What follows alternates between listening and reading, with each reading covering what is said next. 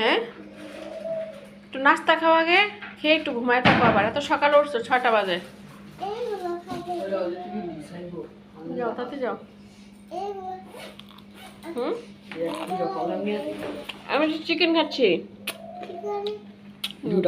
যাও, বাইরে ফিয়ামাইলা বলে দাও।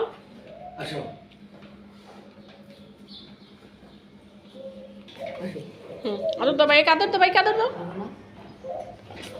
এই গুড। যাও ফিয়ামানিল্লা, যাও।